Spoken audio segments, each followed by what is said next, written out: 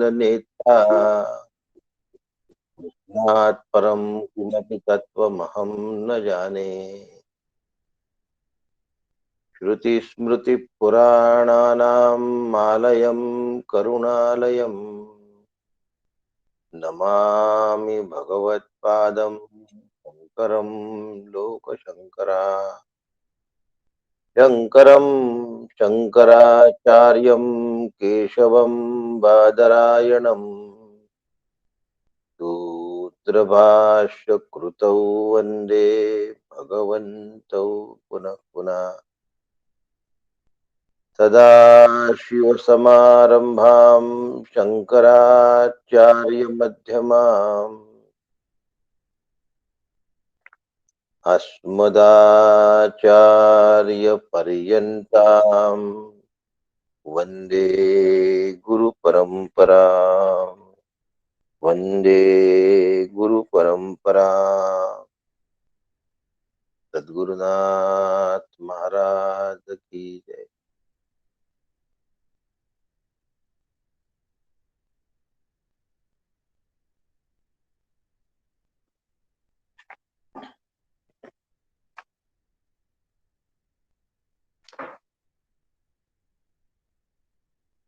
आज आपण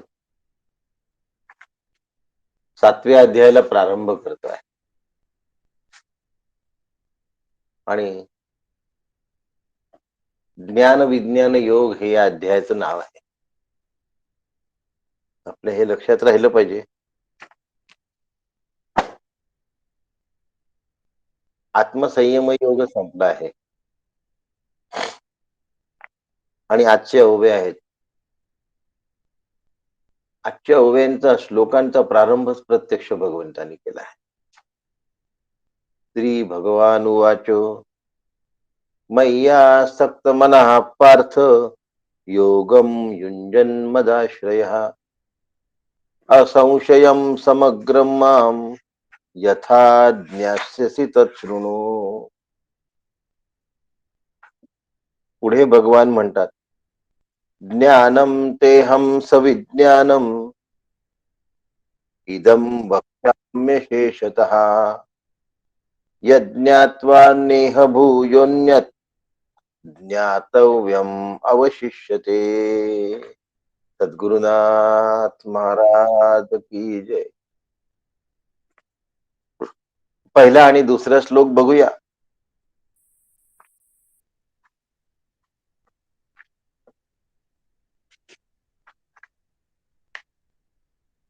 भगवंतच का बरं बोलायला सुरुवात केली हो?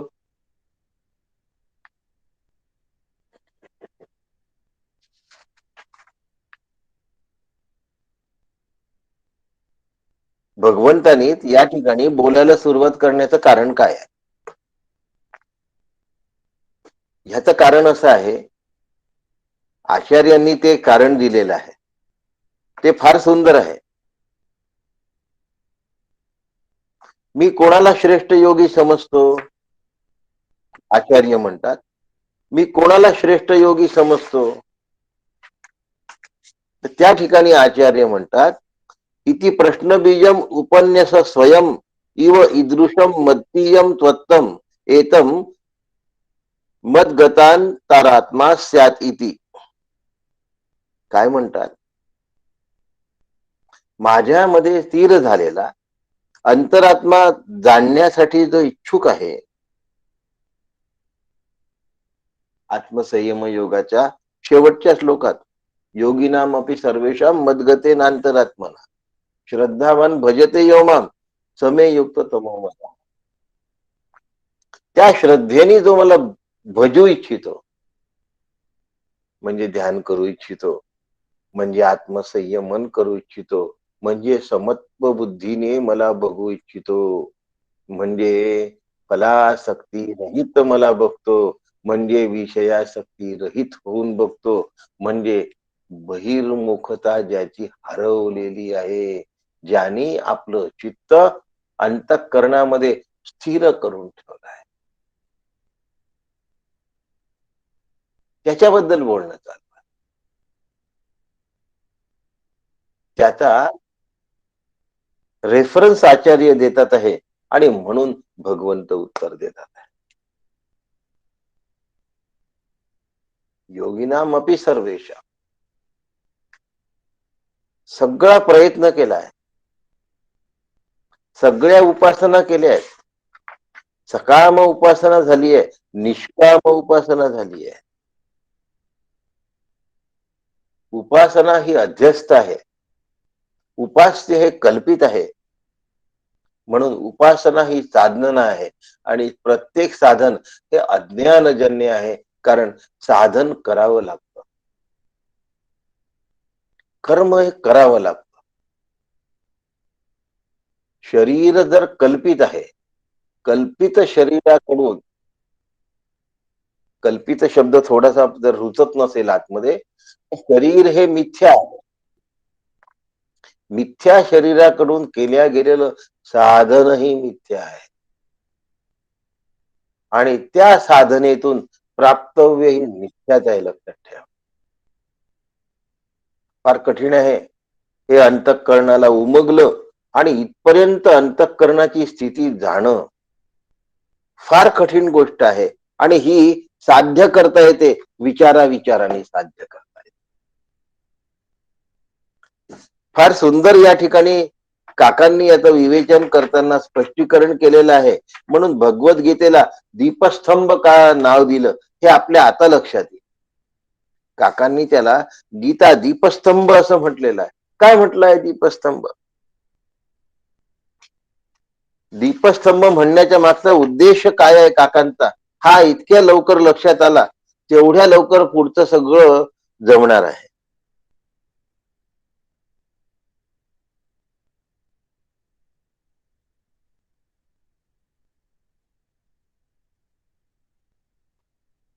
आणि म्हणून भगवंत या ठिकाणी सांगतात आहे की अर्जुना, तुझा एवढा प्रयत्न आहे रे, तुझाच कशाला, सगळ्या योग्यांचा हाच प्रयत्न आहे. आणि कसे योगी? श्रद्धायुक्त भजन करणारे. काल आपण बघितलं होतं, म्हणजे या अध्यायाच्या समाप्तीच्या वेळेला आपण हे बघितलं होतं की ह्या योग्यांचं काय वैशिष्ट्य आहे. हे भजन करतात म्हणजे ते मी आहे असं गृहीत धरतात, नुसतं गृहीत धरत नाही, त्या गोष्टीवर विश्वास ठेवतात. नुसता विश्वास ठेवत नाही, अनुभवातून तो विश्वास साकार. आता इथे साकार शब्द हा सगुण या अर्थाने नाही आहे, हे होणे या अर्थाने. भजती हा धातू आहे, याच्यामध्ये चाहणे, आवडणे, प्रीती निर्माण होणे, त्याशिवाय चैन न पडणे, तेच मी होणे असा अर्थ आहे. म्हणून या ठिकाणचं भजन ही क्रिया नव्हे. परवा मी बोललो होतो की मी थोडी साधना सांगणार आहे. अहम सहाशी विलीन करणे ही साधना आहे, लक्षात ठेवा. अहमचं अस्तित्वच संपवून टाकायचं. अहम संपेल का हो कधीतरी, असा कोणी मला प्रश्न सुद्धा विचारू शकतो. विशेषत्वाने अहम संपवायचा आहे, सामान्यत्वाने अहम कायम राहणार आहे. तो कधीच संपत नाही, कारण तो सद्रूप आहे. मिथ्या अहम हा विशेषत्वाचा अहम आहे. म्हणून स्वहम साधना करत असताना अहमचा सहाशी लय झाला पाहिजे. नुसता लय होऊन चालणार नाही, विलय झाला पाहिजे, विशेषत्वाने लय झाला पाहिजे. तो लय कसा होईल हो?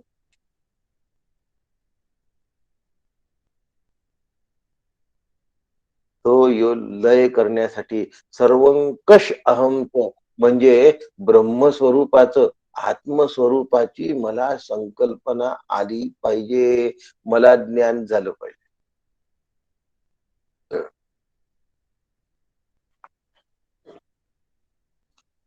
श्री गुरु शिष्याच्या अंतःकरणात एक सुद्धा संशय शिल्लक ठेवत नाही, हे श्री गुरूंचं वैशिष्ट्य असतं. चित्वैनम संशयम तिष्ठ भारत. अरे आता उठ,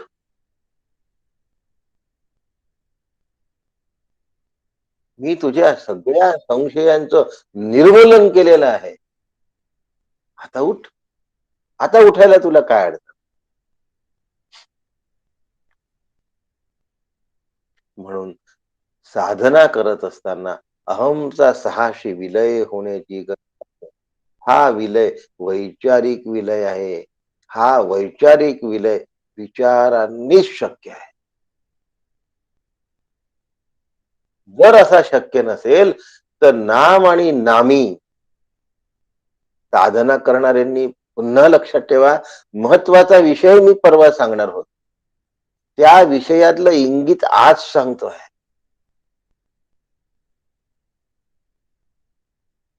ह्याच्यासाठी आज सांगून राहिलो की साधना सगळे जण करतात, पण ती साधना सफल होताना दिसत नाही. याचे दोन कारण आहेत. एक कारण आहे, माझी विषयासक्ती गेलेली नसते. यालाच दुसऱ्या शब्दामध्ये मांडतो, माझी फलासक्ती गेलेली नसते. याला तिसऱ्या शब्दामध्ये मांडतो, विषय मला सत्यत्वाने जाणवत असल्यामुळे विषयाकर्षण प्रचंड प्रमाणात असतं. अतिशय प्रमाणात विषयाकर्षण असतं. विषयाप्रतीत वैराग्य तयार झालं नाही, विषयाचं अनित्यत्व समजलं नाही, विषयाचं मिथ्यात्व मी जाणून घेतलं नाही, मी अभ्यास नाही केला म्हणून. का रमतो हो? टीव्ही मधले चित्र आकर्षक वाटतात, दिसणारे स्त्री पुरुष आकर्षक वाटतात, भासणारा पैसा आकर्षक वाटतो, मिळणारा मान हवा हवासा वाटतो, असणारी कीर्ती माझ्यापासून दूर जाऊ नये असं वाटतं. माझाच उदो उदो व्हावं असं वाटतो. याचं कारण जगत सत्यत्व भ्रांती कायम आहे. आणि माझी जगत सत्यत्व भ्रांती जोपर्यंत जात नाही, तोपर्यंत आत्मसंयमन योग म्हणजे ध्यान योग सिद्ध होत नाही.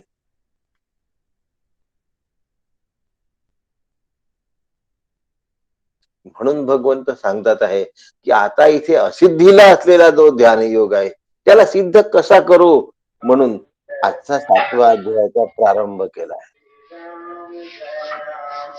हा जो प्रारंभ आहे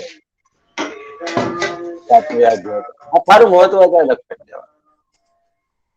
जोपर्यंत आम्ही हे सांभाळत नाही तोपर्यंत या गोष्टी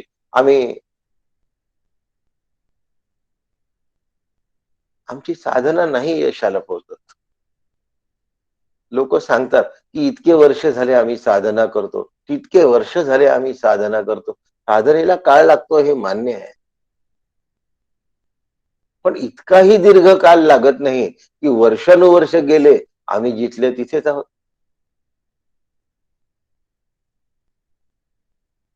खूपदा असं होतं, जुने उदाहरणं दिले की आम्हाला ते रटाळवाणे वाटतात आणि नवीन उदाहरणं आमच्या लक्षातच येत नाही. कसं आहे हो? जुनं उदाहरण कसं आहे, नवीन उदाहरण कसं आहे? याचं एकच उत्तर आहे. जुनं उदाहरण आहे की नाव वल्लवत आहे, पण दोरी बाहेर झाडाला बांधून ठेवलेली आहे, त्याच्यामुळे नाव जागच्या जागेवर. आणि नवीन उदाहरण असं आहे की आम्ही गाडीत बसलो आहे, पण आमची पॅसेंजर आउट ऑफ ट्रॅक ठेवलेली आहे, बाकी गाड्यांसाठी ट्रॅक मोकळा ठेवलेला आहे. खूप वेळ झाला आमची गाडी जागेवरच उभी आहे, अनेक वर्ष झाले आम्ही साधना करत आहे आणि आमची गाडी जागेवरच उभी, पण आम्ही असं तपासायच्या मागेच लागत. आमच्या असं लक्षातच येत नाही की आमची गाडी जागेवरच उभी. चालले सेलिब्रेट करत प्रपंचातले प्रसंग. वाढदिवस साजरा करा, मुलाबाळांचे वाढदिवस साजरे करा, लग्नांचे वाढदिवस साजरे करा. आता वास्तूचे वाढदिवस साजरे करणं सुरू झालं. या वास्तूला 25 वर्ष झाले असल्यामुळे आम्ही या वास्तूचे म्हणजे घराचे आभार मानतो आहे असं बोर्ड पाहिलं मी. प्रत्यक्ष असा बोर्ड पाहिला, त्या घराला सजवलाय. या घराने आमच्या पिढ्या पाहिल्या आहेत, म्हणून त्या वास्तूला पण जिवंत करण्याचा प्रयत्न करा. जी मुळात निर्जीव आहे त्याला जिवंत करतात. अरे हे प्रसंग मुळात कल्पित आहे हे जर झालं तर ध्यानयोग साधणार आहे, नाही तर कसा साधणार आहे. आणि भगवंत त्याच्यामुळे 7व्या अध्यायात स्वतः बोलायला उभे ठाकले आहेत. भगवंताच्या श्रीमुखातून हे वाक्य येत आहे आणि ते फार महत्वाचं आहे. श्री भगवान वाच मय्यासक्त मनाहा. पार्थ, हे अर्जुना, आता इथे पार्थच का म्हटलं? ज्याचा नेम अचूक आहे त्याला सांगतात आहे. अचूक नेम आहे म्हणजे काय? अचूक भगवंत अर्जुनाचा नेम आहे म्हणजे काय आहे? झाडावरती पोपट आहे आणि पोपटाच्या डोळ्याचं भेदन करायचं आहे. फिरता मासा आहे आणि त्या माश्याला खाली पाण्यामध्ये पाहून भेदन करायचं. महत्वाच्या गोष्टी आहेत. पहिला जे टार्गेट आहे, पहिलं जे लक्ष आहे, या लक्षामध्ये अर्जुनासमोर पोपट आहे आणि तो झाडावर आहे. आता इतरांना विचारलं त्यावेळेला कोणी सांगितलं झाडाचा मोठा बुंदा दिसतोय, बुंद्यांना फांद्या दिसतात आहे, फांद्यांच्या वेडेवाकडे आकार दिसतात आहे, त्याला पानं लागलेली दिसतात आहे. काही जण म्हणले त्या फांद्यावर पोपट बसला आहे. काही जण म्हणले की पोपट तर बसला आहे पण फांद्या खूप आड येतात आहे. अर्जुनाला विचारलं तुला काय दिसतंय रे बाळा? अर्जुन म्हणतो मला पोपटाचा फक्त डोळा दिसतोय. अर्जुनाने लक्ष निश्चित केलेलं आहे. म्हणून या ठिकाणी पार्थ शब्द वापरला. दुसरं कठीण भेदन बघा,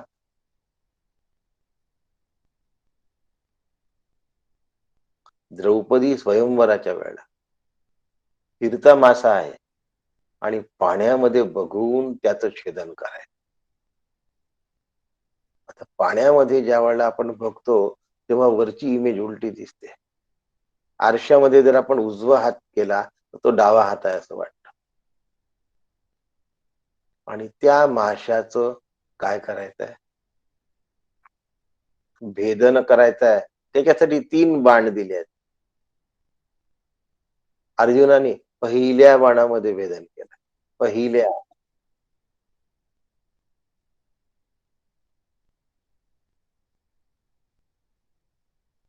हे अर्जुनाशिवाय दुसरा कोणी करू शकत नाही. हा द्रौपदीचा निश्चय होता, खात्री होती की जगामध्ये असं करणारा दुसरा कोणी नाही, असलाच तर कर्ण असू शकतो. पण तिला अर्जुनाशीच विवाह करायचा होता कारण अर्जुनाचं लक्ष भेदन. म्हणून या ठिकाणी पार्थ शब्द वापरलाय. मय्यासक्त, ध्येयाला काय झालाय? खट्ट चिटकून ठेवलाय पार्थाने. तसं भगवंत म्हणतो की मय्यासक्त मना हा अर्जुना, मला मनाने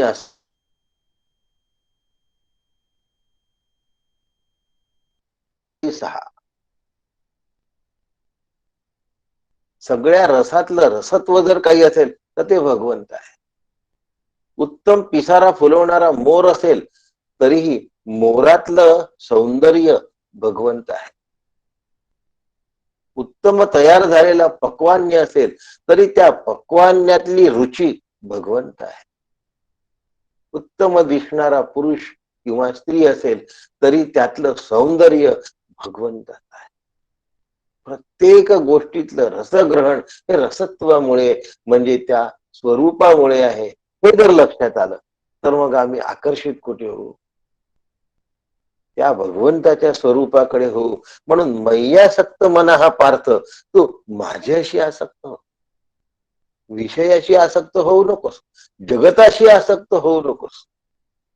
मयी आसक्त, माझ्याशी आसक्त हो. म्हणजे भगवंताने स्वतःच्या रूपाबद्दल सांगितलेलं नाही, स्वरूपाबद्दल सांगितलं आहे. रूप आज गोंडस असतं, उद्या विद्रूप होतं. रूप आज आकर्षक वाटतं, उद्या नकोस वाटतं. एक वेळ रूप हवस वाटतं, दुसऱ्या वेळी तेच रूप नकोस वाटतं. आणि जर ही गोष्ट खरी नसेल तर अभिनेते अभिनेत्यांचा डायव्हर्स झाला नसता कधी. ज्या रूपाशी अत्यंत आसक्तीने व्यवहार करण्याची इच्छा निर्माण झाली, तेच रूप दृष्टिक्षेपाला नको असं वाटत आहे. म्हणून प्रेम नेहमी रूपावर न करता स्वरूपावर केलं पाहिजे. भगवंताचा पहिला आदेश आहे, मयी आसक्त. प्रेम माणूस मनापासून करत असतो. मी तुझ्यावर मनापासून प्रेम करतो, म्हणून मना हा मन आसक्त झालं पाहिजे. मनच का आसक्त झालं पाहिजे?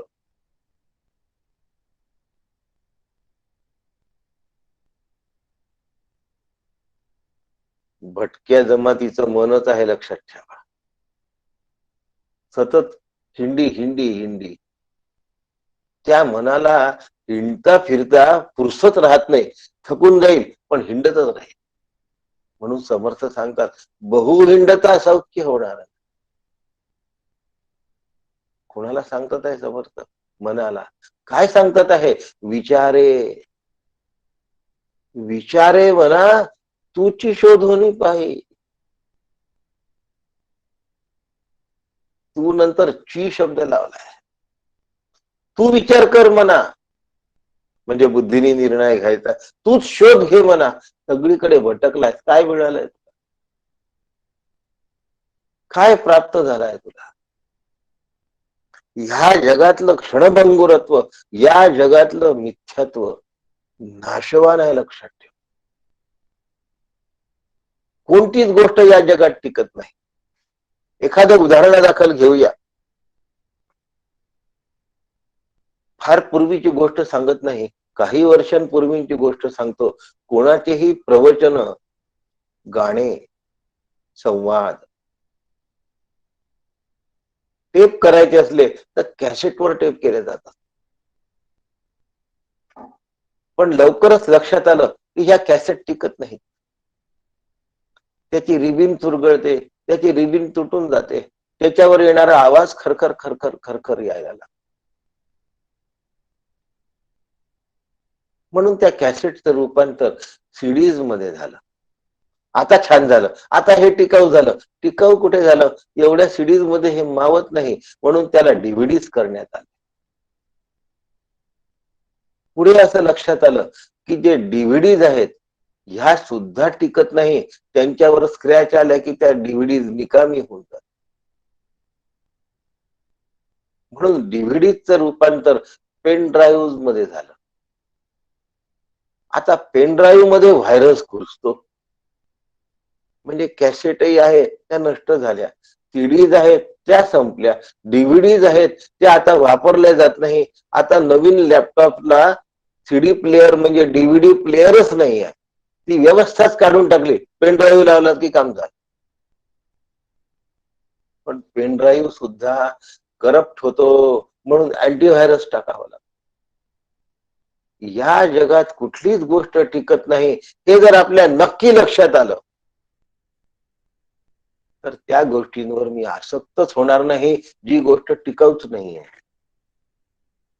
म्हणून भगवंत आदेश देतात आहे. भगवंत बोलले की तो आदेश समजावा, श्री गुरु बोलले की तो आदेश समजावा. तर या ठिकाणी प्रत्यक्ष जरी भगवंत म्हणत असले तरी पुढच्या श्लोकात श्री गुरुच आदेश देऊन राहिले आहे. ते रूप त्यांचं श्री गुरूंच आहे बघा पुढच्या श्लोकात. तुम्ही म्हणाल असं कसं म्हणताय तुम्ही, तर त्या श्लोकाच्या अर्थातूनच तुमच्या लक्षात येऊन जाईल. यज्ञात्वा नेहभूयोन्नत ज्ञातव्यम अवशिष्य. आता श्री गुरु उपदेश करायला लागले. भगवत रूपामध्ये भगवंतानी प्रारंभ केला आणि गुरु रूपामध्ये उपदेश केला. योगम युंजन मदाश्रया, तू योग कर आणि युंजन म्हणजे जुळ. आम्ही साधना करतो पण विलग होण्यासाठी करतो. आवडणार नाही तुम्हाला माझं वाक्य. मी की नाही 15 मिनिटं साधनेला बसणार आहे. 15 मिनिटानंतर मग मला हे करायचं आहे, ते करायचं आहे, ते करायचं. अजून मी बसलेलोच नाहीये. मी माझ्या आसनाला चिटकलेलोच नाहीये. आसनावरून उठण्याच्या गोष्टी सुरू झालेल्या आहेत. जे आधी असतं, जे नंतर असतं तेच मध्ये असतं. आदौ अंतौच यन्नास्ति.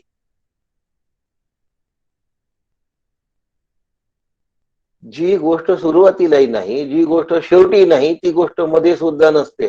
सुरुवातीलाही आत्मचिंतन नाही, शेवटही कामाचं चिंतन चालू आहे म्हणजे आत्मचिंतन नाही. मध्ये बसलेल्या साधनेच्या काळात तुझं आत्मचिंतन झालेलंच नाही रे.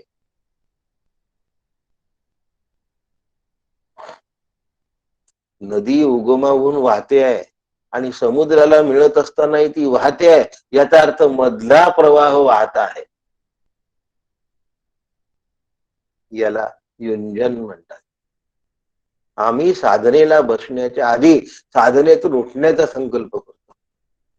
आता की नाही थोड्या वेळात मला उठलं पाहिजे, इतके वाजता उठू का, अलार्म लावू का? अलार्म कशाला लावावा लागतो? बिना अलार्मनीच तर तू जागा आहेस उठण्यासाठी. साधनेतून उठण्यासाठी तू बिना अलार्मनी जागा आहे. साधना निश्चिंत मनाने करता आली पाहिजे. साधनेची कुठलीही अशी वेळ नसली तरीही अशी वेळ साधनेला निवडावी ज्या वेळेला मला कुठनच व्यत्यय निर्माण होणार नाही, म्हणून ब्रह्ममुहूर्त सांग. असं काही जरुरी नाही की ब्रह्ममुहूर्तालाच बसलं पाहिजे, पण तेव्हा व्यत्यय कमी असतात. सकाळी सगळे गाढ झोपले असतात, आपल्याला कोणी त्रास देत नाही, कोणी फोन सुद्धा करत नाही, कॉलबेलही वाजत नाही. असा शांत समयाला जर मी ध्यानाला बसलो तर माझं ध्यान निर्व्यत्यय होईल. युंजन.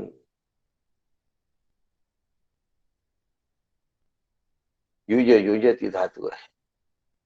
मला माहितीये की संस्कृतचे अभ्यासक सुद्धा आपल्या ऑनलाईन वर आहेत. काही यवतमाळातले सुद्धा संस्कृत अभ्यासक आहेत जे जॉईन झाले आहेत. मी नावं वाचले आहेत त्यांची. म्हणून तू जुळ. आणि कुठे जुळ? माझ्या आश्रयाने राहण्याची सवय कर. एकदा माझ्या आश्रयाने राहिला तर आश्रित न होता तो आश्रय रूप होशील. मदाश्रय हा माणूस विषयाच्या आश्रयाने जगतो. टीव्ही नसेल तर कसं होईल? एखाद दिवशी आपल्या घरातला टीव्ही बिघडू द्या. टीव्ही नसेल तर कसं होईल? नाही म्हणजे टीव्ही नाही म्हणजे काय? माझे एक पेशंट होते, मित्र पण होते. त्यांना म्हटलं कसं चालू आहे दुकान? म्हणे आधी मी रेडिओ दुरुस्त करायचं, त्यावेळेला काही नसायचं एवढं, पण टीव्ही लोक घेऊन आले की म्हणतात केव्हा देता? आमची संध्याकाळची सिरियल बुड. रेडिओ दुरुस्त करायला आणणारे जे लोक होते ते 2-4 दिवसांनी रेडिओ दिला तर काही म्हणत नसत, पण टीव्ही दुरुस्त करायला आलेली जी लोक आहेत त्यांना संध्याकाळची बुडलेली सिरियल नको असते. ते म्हणतात सिरियलच्या आद्या. आम्ही सिरियल शिवाय राहू शकत नाही.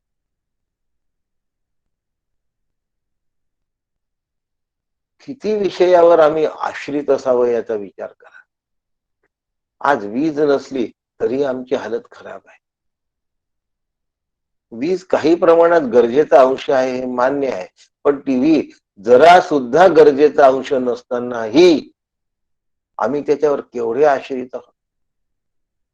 एक दिवस आपला मोबाईल बंद पडू द्या, मोबाईल नसेल तर जिवंत राहणार नाही का हो? टीव्ही नसेल तर जिवंत राहणार नाही का हो? कार नसेल तर जिवंत राहणार नाही का हो? पण गॅरेज मध्ये गेलेली कार घरी येईपर्यंत घरातला माणूस अस्वस्थ असतो.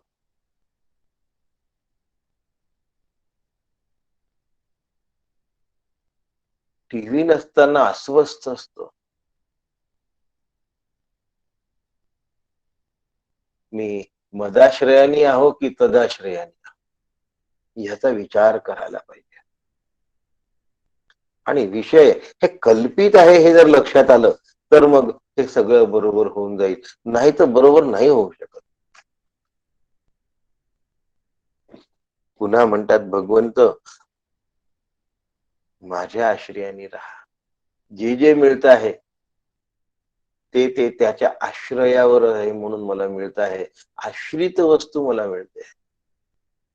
आश्रय दाता तो आहे. मग असलेलं जे सुख आहे ते आनंदाच्या आश्रयाने आलेलं आहे.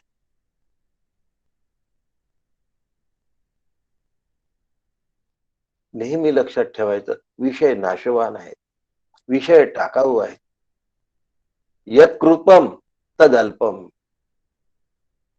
यदल्पम तद मर्त्यम, यद मर्त्यम तद दुःख.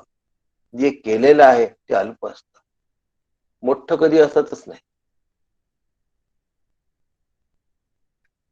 तुम्ही म्हणाल असं कसं म्हणताय तुम्ही? आम्ही तर 100 कोटीचं टार्गेट पूर्ण केलं आहे व्हॅक्सिनेशन करण्याचं. 100 कोटी मजाक लागली आहे? नाही.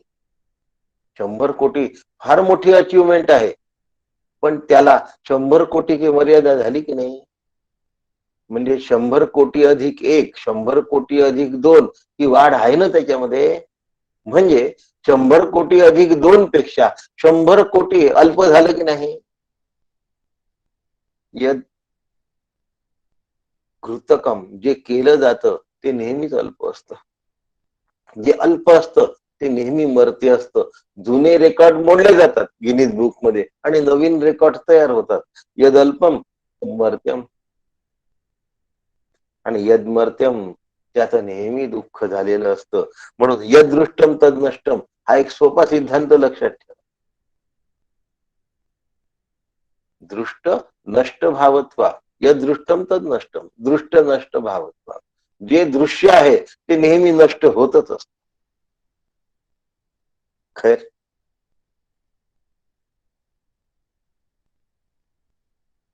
गीतेचे सोपे श्लोक आहेत. मात्रा स्पर्श असतो कोणतेही शीतोष्ण सुख दुःखदा आगमा पायीनो नित्या. ते येणारे आहेत आणि जाणारे आहेत. दुसरा श्लोक आहे आद्यंतवंत कौंतेय, त्याला आदी आहे आणि त्याला अंत आहे. हे विषयाचं वैशिष्ट्य आहे. आणि म्हणून विषय खोट्या आकर्षणातून फसवतात. विषयाचं आकर्षण व्यर्थ आहे, लक्षात ठेवा. अशा विषयामध्ये जर आकर्षित झाला तर दुःख मिळाल्याशिवाय राहत नाही, नैराश्य आल्याशिवाय राहत नाही, वैफल्य आल्याशिवाय राहत नाही. माणसाची प्रकृती बिघडली तर हरकत नाही, ती बिघडणारच आहे. कारण 6 विकार आहेत माणसाला. विपक्षीयते नावाचा जो विकार आहे त्याच्यामध्ये क्षीणता येते आणि दौर्बल्य येतं. पण मन थकता कामा नये, मन निराश होता कामा नये, मनामध्ये वैफल्यग्रस्तता येता कामा. मी काहीच करू शकलो नाही, आता मी जाणार, आता कसं होणार? काय जाणार? काय कसं होणार? तू नव्हता ते जग चालत नव्हतं का? तू नव्हता तर तुझं घर चालत नव्हतं का? वंश परंपरा चालू आहे, त्या परंपरेमध्ये तू कुठे होतास? मग आता मी गेलो तर घराचं कसं, मी गेलो तर मुलाबाळांचं कसं, मी गेलो तर जोडीदाराचं कसं, यासारखा वेडा विचार जगात कुठलाच नाही. थोडस सांगू का? थोडं मनाला वाईट न वाटून घेता बोलतो. म्हणजे तुम्ही वाईट न वाटून घेता ऐका. अमुक वर्ष जोडीदाराबरोबर राहिल्यानंतर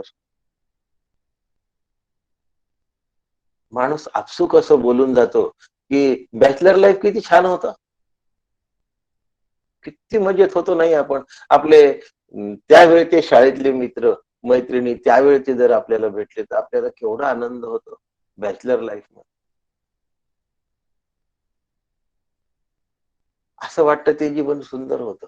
जर ते जीवन सुंदर आहे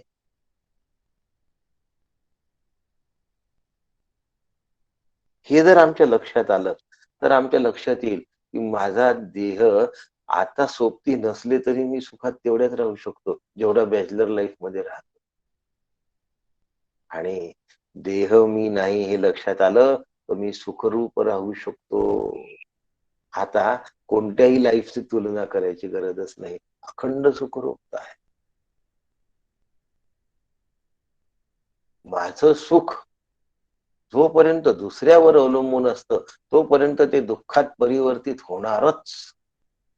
पण ज्या वेळेला ते विषय वस्तू आणि व्यक्तींवर अवलंबून राहत नाही तेव्हा ते आनंद आहे. लक्षात. योगम युंजन मदाश्रया असंशयम समग्रम माम यथा ज्ञास्यसि तत्कुरु. आता श्री गुरु बोलतात आहे बघा. असंशयम. तू जर या पद्धतीने मला जाणण्याचा प्रयत्न केलास अर्जुना तर तू मला पूर्णपणे जाणू शकशील, नाही तर पूर्णपणे नाही जाणू शकत. तू मला पूर्ण पाहिलं तरच तू मला पूर्णपणे जाणशील ना. पडद्यावरचा हिरो जर आपण पाहिला तर त्या हिरोला आपण पूर्णपणे जाणलाय का? नाही. त्याच्या घरचा तो कसा आहे आपल्याला कुठे माहिती. पडद्यावर तो जसा आहे असं आपल्याला वाटतं, तो तसा घरात नसतो. हो. एखाद्याचं उदाहरण देतो की पडद्यावर तो व्हिलन आहे, तो घरात चांगला माणूस असू शकतो. आणि पडद्यावर जो हिरो आहे तो घरात वाईट माणूस असू शकतो. त्याचा स्वभाव अतिशय तापट असतो. जो पडद्यावर जसा दिसतो सिनेमाच्या तो तसा घरात असेल असं काहीच नसतं. म्हणून बाह्यांगाने दिसणाऱ्या माणसावर जो फिदा होतो, जो आसक्त होतो, त्याला नंतर दुःख करण्याशिवाय पर्याय नाही. दुर्दैवाने आम्ही बहिरंगच बघतो. पॅकेज किती बहिरंगाचा भाग आहे. सौंदर्य किती बहिरंगाचा भाग. बुद्धिमत्ता किती बहिरंगाचा भाग. स्वरूप बघणं हा फार वेगळा भाग.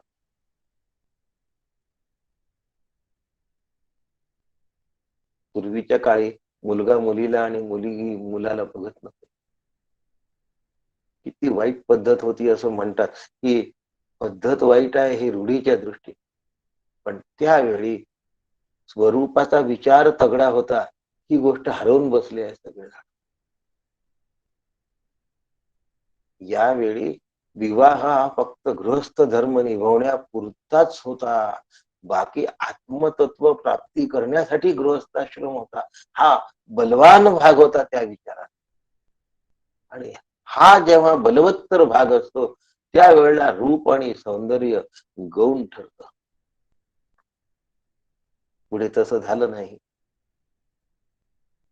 आणि मग ती प्रथा चुकीची होती असा त्याचा अर्थ. मी प्रथेचं समर्थन करत नाही याला. स्वरूपाकारतेचा दृष्टिकोनाबद्दल बोलत आहे. आणि म्हणून असंशयम समग्रम याचा तू मला जर संपूर्ण जाणलास तर मग जमणार, नाही तर नाही जमणार. अर्जुना तरच तू मला ओळखू शकणार आहे, नाहीतर नाही ओळखू शकणार. मग आता तू मला समग्र केव्हा पाहशील? जेव्हा तू विषयासक्ती सोडशील तेव्हा, जेव्हा तुझ्यामध्ये वैराग्य निर्माण होईल तेव्हा. मुक्तिमिच्छामी चेतात सर्वान विषयान विषवत त्वज्य किंवा परित्यज्य, दोन भेद आहेत त्याच्यामध्ये. अष्टावक्र गीतेमधला हा श्लोक आहे. मुक्तिमिच्छसी चेतात सर्वान विषयान विषवत त्यज्य. सगळ्या विषयांना विषवत त्याग. कंचन म्हणजे धन, कामिनी म्हणजे स्त्री, हे विषय आहेत. या विषयांना विषयासारखं त्यागलं पाहिजे. म्हणून वैराग्याच्या भय. अभयत्व फक्त वैराग्यामध्ये आहे. विषयासक्ती हे भय निर्माण करणार. आसक्ती ही नेहमी भय निर्माण करणारी आहे. हो. बँकेमधले लाखो रुपये घेऊन रिझर्व्ह बँकेमध्ये जमा करतात किंवा गावातल्या मुख्य स्टेट बँकेमध्ये जाऊन जमा करतात. ते नेणारी जी मंडळी असतात त्यांची जर गाडी अडवली तर ते पटकन बाहेर येतात. तुम्ही गाडीला काही पण करा पण आम्हाला सोडा. आता गाडीला काही पण करा कारण ती त्या धनासक्तीत नाही आहे, बँकेचे पैसे आहे म्हणतात. आम्हाला सोडा म्हणतात तेव्हा स्वतःच्या देहासक्तीमध्ये असतात. धनासक्ती गेलेली आहे कारण त्यांचं धनच नव्हतं ते, म्हणून आसक्ती नाही. त्यांच्या पगाराचे पैसे घेऊन पहा मग ते सोडा नाही म्हणतात. पण देहासक्ती आहे म्हणून पटकन गाडीतनं बाजूला होतात, म्हणतात तुम्ही गाडी घेऊन जा पण आम्हाला काही करू नका. आसक्त असला की भय आलंच. आणि माणसाला देह सोडत असताना अनेक आसक्तींनी घेरलेलं असतं, कराडा घातलेला असतो आणि म्हणून त्याच्यातून तो सुटू शकत नाही. आणि म्हणून समग्र भगवंताचं दर्शन होत नाही. समग्र शब्दाचा अर्थ सर्वंकष दर्शन. 3 ऐषणांचा त्याग केला तर या गोष्टी सगळ्या शक्य होत. परमार्थ वाटतो तेवढा कठीण नाहीये, पण विवेकाचा वापर कायम ठेवावा लागतो. विवेक नेहमी जागा ठेवावा लागतो. विवेक जसा जसा जागा ठेवू तसं विषयांचं मिथ्यात्व जाहीर होतं. विषयांचं मिथ्यात्व अंतःकरणावर ठसायला लागलं की मग विषयाकर्षण कमी होतं आणि अहंकाराने उन्मत्त झालेला जो जीव आहे तो अकर्तृत्ववान व अकर्तृत्व म्हणून घेतो आणि मग परमेश्वराच्या नियमनाला फॉलो करतो. म्हणून धर्मानुसार चालावं. एकदा जर हे जमायला लागलं, एकदा जर हे साधायला लागलं तर मग सगळं जमतं. यथा ज्ञास्यसि तच्छृणु. आता ऐक अर्जुना काय सांगतोय. ज्ञानम तेहम सविज्ञानम इदम वक्ष्याम्य शेषतः यज्ञात्वा नेह भूयोन्यत ज्ञातव्यम अवशिष्यते. हे अर्जुना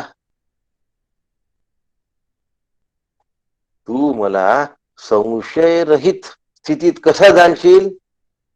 विज्ञानासह जर पूर्ण ज्ञान झालं तर जाणशील, नाही तर नाही होत. आणि तसं जर तू जाणलं यज्ञात्वा नेह भूयोन्यत तर मग जाणण्यासारखं काहीही उरत नाही. ज्ञातव्यम अवशिष्यते. कुठे. या ब्रह्मांडाच्या पाठीवर, या विश्वाच्या पाठीवर जाणण्यासारखं दुसरं काही उरत नाही. माऊलींनी फार सुंदर वर्णन केलं आहे याचं. मज समग्राते जाणती ऐसे आपुलिया तळहातीचे रत्न तैसे. तुझं ज्ञान सांगेन तैसे विज्ञानेसी. काय सुंदर वर्णन आहे. आता ज्ञान सांगतो म्हणतात, विज्ञान सांगतो म्हणतात. या ज्ञान आणि विज्ञान शब्दाचा अर्थ आम्ही अज्ञानांना नाही कळत. आम्ही अज्ञानी असतो, आम्हाला नाही एवढं कळत की ज्ञान म्हणजे काय आणि विज्ञान म्हणजे काय. मग आता कसं करायचं. माऊलीपासून शिकायचं. माऊली सांगते अर्जुना तया नाव ज्ञान येर प्रपंच हे विज्ञान तेथ सत्यत्व बुद्धी हे अज्ञान हेही जाण. ज्ञान कशाला म्हणतात अर्जुना. तया नाव ज्ञान. अर्जुना ब्रह्मज्ञान ज्याला म्हणतात ना, दुसरा जो प्रकृतीपासून पृथ्वीपर्यंत असलेला कार्यकारणात्मक प्रपंच त्याला विज्ञान असं म्हणतात. प्रकृतीपासून पृथ्वीपर्यंत. आणि हा प्रपंच खरा आहे असे समजणे याला अज्ञान असं म्हणतात. हेही तू ज्ञान विज्ञानाबरोबर जाणूनच घे. कसं जाणणार आहे. माऊलींनी त्याचं पण सुंदर उत्तर दिलं. आता अज्ञान अवघे हरपे. सगळं अज्ञान संपून जातं. विज्ञान निशेष करते. विज्ञान शिल्लकच राहत नाही कारण जाणणारा मी उरत नाही. आणि ज्ञान ते स्वरूपे होऊन जाईल. आता तो ज्ञानरूप झाला. आता याचं स्पष्टीकरण बघूया. ज्ञानम तेहम सविज्ञानम इदम वक्ष्याम्य शेषतः यज्ञात्वा नेह भूयोन्नत ज्ञातव्यम अवशिष्यते. फार सुंदर आहे. आणि आपला एकदा गोंधळ निघून गेला, जोपर्यंत रूपाचं ज्ञान होतं, मग आता ते वागणं, बोलणं, चालणं, उठणं, बसणं सगळं आलं, हे सगळं रूपामध्ये मोडतं. रूप शब्दाचा अर्थ डोळ्याने दिसतं तेवढंच नव्हे, बुद्धीनी कळतं तेही रूप आहे, आणि बाकी ज्ञानेंद्रियांनी कळतं तेही पण रूप आहे. नाही तर डोळे फक्त रूपाचा शब्द, स्पर्श, रूप, रस आणि गंध हे सगळे रूपाचेच भाग आहेत. अंतःकरणाला कळणे नावाची जी प्रक्रिया आहे, त्या कळणे नावाची प्रक्रिया रूपामध्ये मोडते. बा, आता सगळं आलं बघा. जेवढं जेवढं कळतं ना, तेवढं तेवढं मिथ्या आहे. ज्याच्या अधिष्ठानावर कळतं ते अधिष्ठान सत्य आहे, त्याला जाणलं की बाकी सगळ्या रूपांना जाणलं म्हणून समजा. म्हणजे काय? ज्ञान हे कर्तृतंत्र नाही आहे, ज्ञान हे वस्तुतंत्र आहे. कर्तृतंत्र म्हणजे काय आणि वस्तुतंत्र म्हणजे काय? मनुष्याच्या करण्याने जी गोष्ट होते त्याला कर्तृतंत्र असं म्हणतात. उदाहरण जर द्यायचं झालं तर कोळसा पेटवल्या जातो, कर्तृतंत्र झालं. सूर्य पेटवल्या जात नाही म्हणून सूर्य वस्तुतंत्र झाला. पण हे उदाहरण आहे.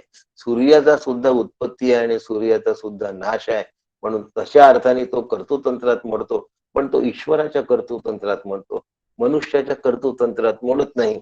जे मनुष्याच्या आणि ईश्वराच्याही कर्तृतंत्रात नाही ते वस्तुतंत्र आहे. उदाहरणार्थ, कोळशाची उष्णता वस्तुतंत्र आहे, गॅसची उष्णता वस्तुतंत्र आहे, बर्फाचा गारवा वस्तुतंत्र आहे, मनुष्याने तयार केलेला नाही.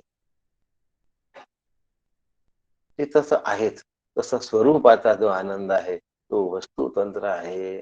हे दोन उदाहरणं देण्यासाठी दिलेले आहेत, लक्षात ठेवा. म्हणून ज्ञानम वस्तुतंत्रत्वात न अपि कर्तृतंत्रत्वात. ज्ञान हे वस्तुतंत्र आहे आणि म्हणून ते जाणून घेण्यासाठी सद्गुरूंकडे जावं लागतं, उपनिषदांकडे जावं लागतं. यज्ञात्वा, म्हणून वेदांतो नाम उपनिषद प्रमाणम तम औपनिषदीय पुरुषम पृच्छामी. शंकर महाराज खंदारकरांनी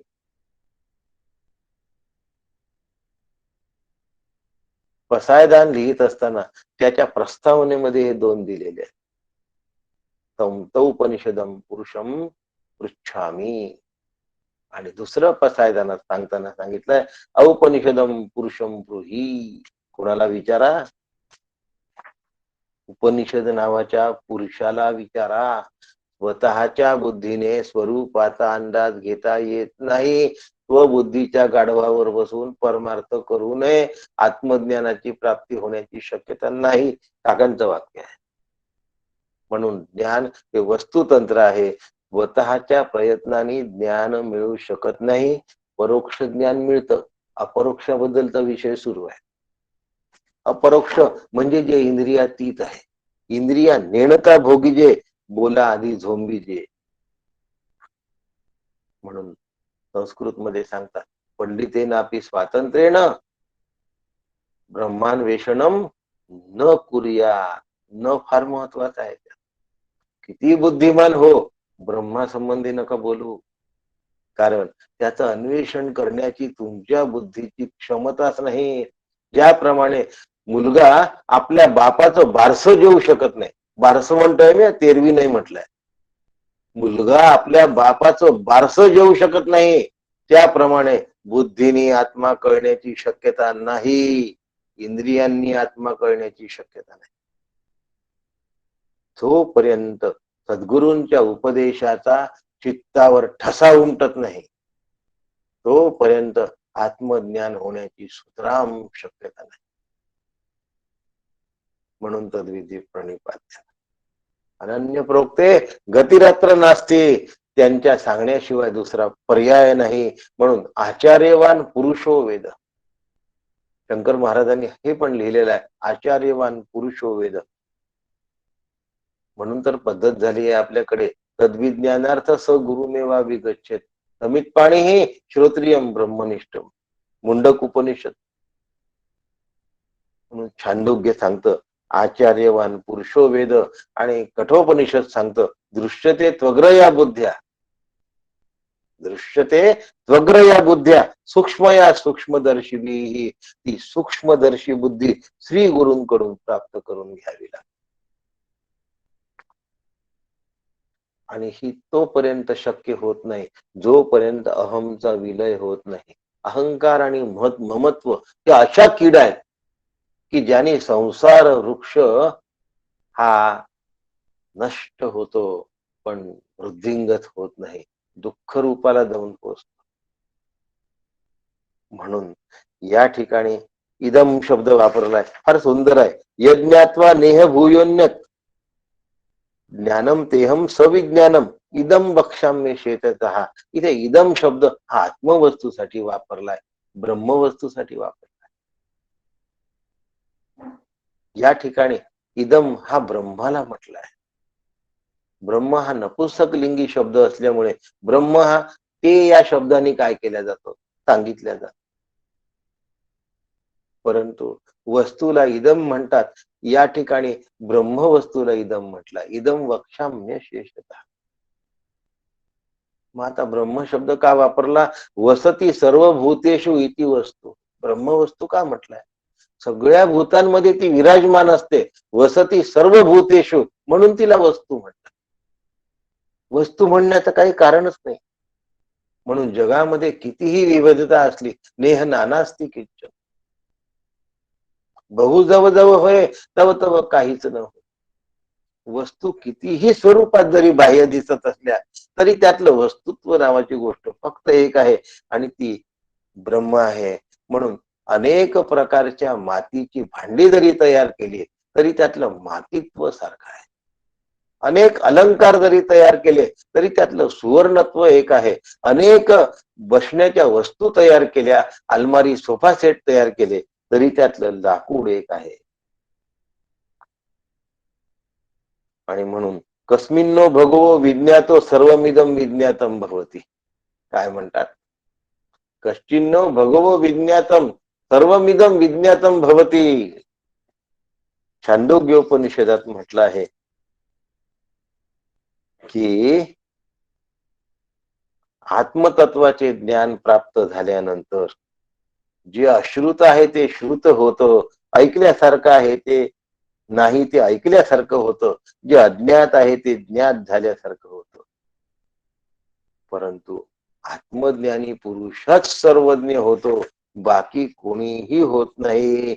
याला सर्वश्रेष्ठ ज्ञान असं म्हणतात. आणि म्हणून यज्ञात्वा निह भूयोन्यत ज्ञातव्यम अवशिष्टते. हे जाणल्यानं, अवशिष्यते शब्द आहे, हे जाणल्यानंतर जाणण्याचं काही उरत नाही, लक्षात ठेवा. म्हणून आत्मज्ञान हे सर्वश्रेष्ठ ज्ञान आहे. आपल्या जीवनात सर्वश्रेष्ठत्व मिळावं असं वाटतं की नाही हो? म्हणून ब्रह्मविद आपनोती परम. ब्रह्मविद ब्रह्मैव भवती. मग अनुभव घ्यायला पाहिजे. सर्वज्ञ व्हायचं असेल, सर्वश्रेष्ठ व्हायचं असेल, सर्वोत्तम ज्ञान जर प्राप्त करायचं असेल, ता काष्टा सापरागती कठोपनिषद. अशा पद्धतीने जर आम्ही विचार करायला लागलो, प्रत्येक माणसाला असं वाटतं की जीवनात आपण सर्वोत्तम गोष्ट मिळवली पाहिजे. कोणाला नाही वाटत हो? सगळ्यांना वाटतं. आणि सगळ्यांना वाटत असताना सुद्धा काय मिळत नाही हो?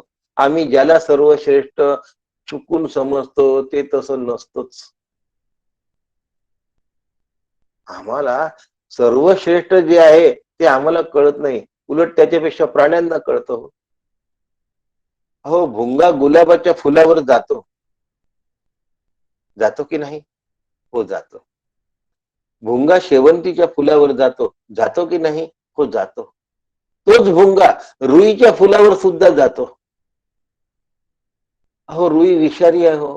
हो, पण तरीही तो भुंगा रुईच्या फुलावर जातो आणि सगळ्या फुलांमधून तो मधच गोळा करतो.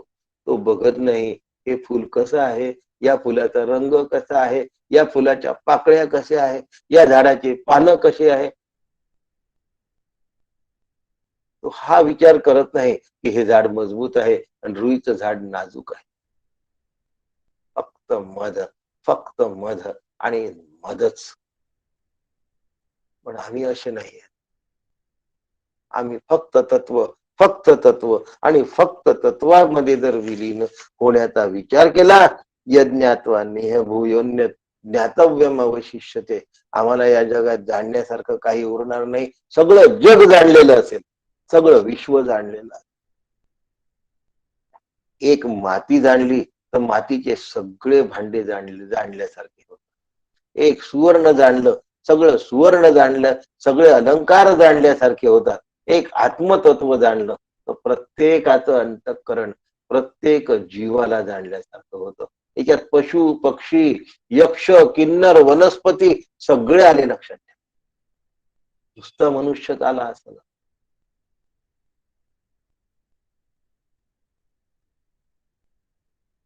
मग एवढं सगळं सोपं आहे.